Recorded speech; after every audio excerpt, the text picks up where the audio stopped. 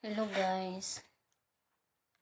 Ako, kumustahin nyo? Kumusta ang Pasko ko? Ito, miinom lang ng tea. Tapos, kubos. Ito lang. Masaya na ako dito. Tea at kape lang.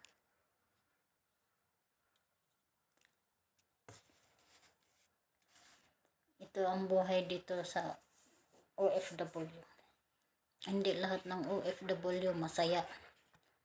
Hindi lahat ng OFW marangya. Sawa sila sa pagkain, sa mga regalo. Ako ito, simple lang. Okay. Mantay sahod permi, kapos manta permi. May mga utang pamunta. Dapat nating bayaran, dapat nating unahin. Kaya, magtiis lang tayo. Salamat na lang tayo sa Diyos kung anong meron. At aking pasalamat ko na rin sa pamilya ko, sa mga anak ko, dahil naintindihan nila ako, sa mga apo ko, mga inaanak ko, mga kumare, mga apo ko, nakakaintindi sila. Sinabi ko sa kanila, pasensya na mga apo, walang maibigay si Lola kasi laging kapos, may binabayaran pang utang. Lagi akong natatat sa sagot ng mga apo ko.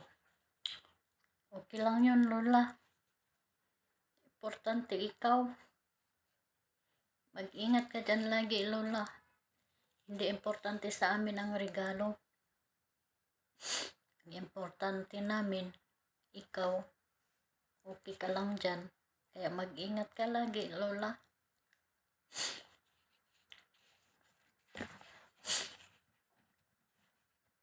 Ilang taon nang hindi ko na sila nakakasama. Matagal na rin. Dahil laging kapos. Hindi sapat ang sahod.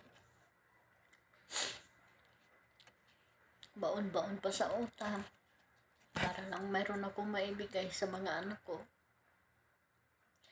Pero okay lang yun. Importante. Wala silang mga sakit. Nasa maayos sila.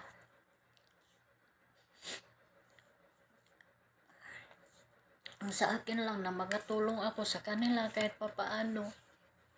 Sa kahirapan ng buhay nila. Dahil solo parents man lang ako.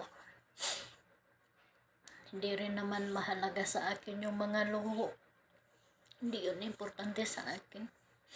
Ang importante sa akin, makatulong ako sa kahirapan ng mga anak ko. Hindi bali nang hindi ako makabili para sa sarili ko. Ang para sa akin lang, makatulong ako sa mga anak ko. Kaya, pasensya na kayo mga anak. Ang lagi akong wala sa tabi. Alam kong mahirap. Alam kong gusto niyo akong makasama. Gusto ko rin kayong makasama. Sa tuwing araw ng Pasko. Pero,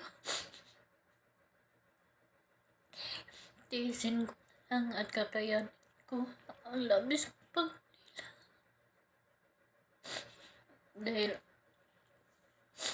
hirap pa tayo ngayon. Malay mo, balang araw, magkasama-sama din tayo. Makaahon tayo sa hirap. At sana, sa sunod Pasko, makasama ko na kayo. Gustuhin ko man kayong ipasyal. Gustuhin ko man kayong pasayahin. Pero, sa ngayon, hindi ko pa magawa. Dahil kapos na lagi. Hindi sapat ang sahod ko. Meron pa akong binabayaran ng mga utang. Sa mga kapatid ko, pasensya na kayo. na wala akong naibibigay sa inyo. Meron lang akong tinatapos na mga utang. Pasensya na kayong lahat. Merry Christmas.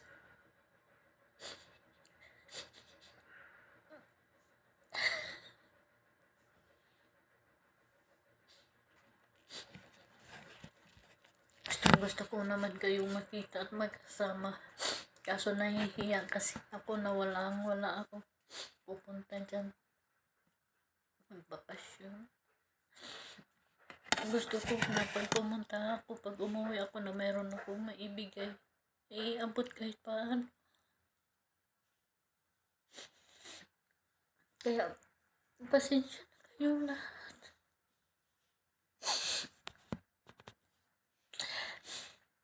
Pasensya na kayo.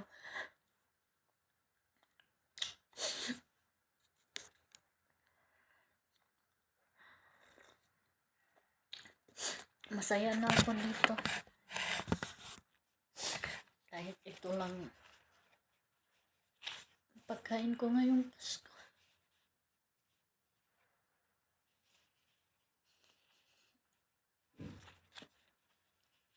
Busog na ako dito. Masaya na ako dito. Ang importante, masaya kayo, malusog, walang sakit.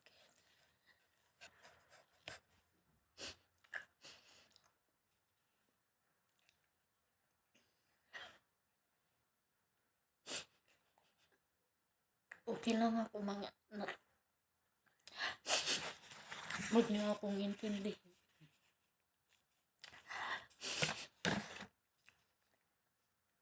Namimiss ko lang kayong makasama.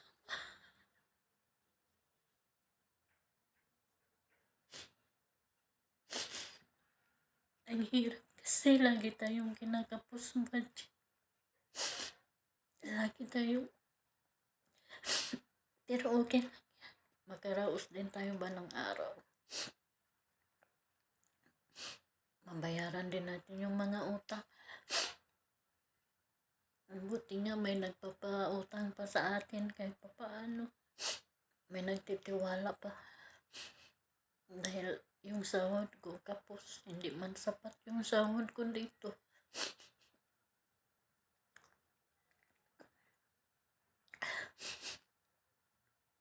Basta magdasal lang tayo palagi na malayo tayo sa sakit. Magpagkain lang tayo araw-araw. At lagi tayong magpasalamat sa Panginoong Diyos na lagi tayong ligtas.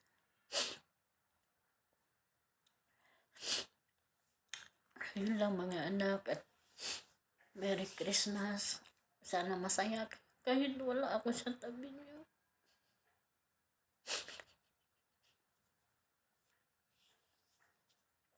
Merry Christmas mga apo, mga kapatid ko.